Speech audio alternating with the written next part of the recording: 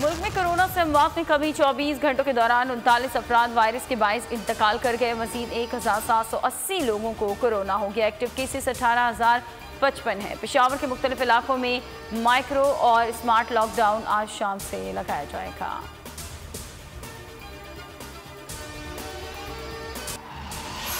मुल्क में कोरोना से अमवात में कमी। 24 घंटों के दौरान 39 अफराद वायरस के बाइस इंतकाल कर गए। मजीद 1780 लोगों को कोरोना हो गया। एक्टिव केसेस 18,055 है। पेशावर के मुख्तलिफ इलाकों में माइक्रो और स्मार्ट लॉकडाउन आज शाम से लगाया जाएगा।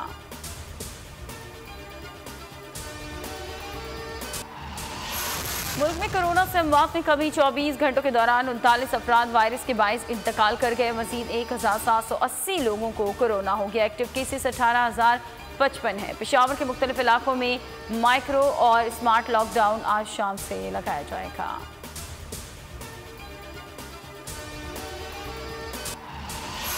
मुल्क में कोरोना से अमवात में कमी। 24 घंटों के दौरान 39 अफराद वायरस के बाइस इंतकाल कर गए। मजीद 1780 लोगों को कोरोना हो गया। एक्टिव केसेस 18,055 है। पेशावर के मुख्तलिफ इलाकों में माइक्रो और स्मार्ट लॉकडाउन आज शाम से लगाया जाएगा।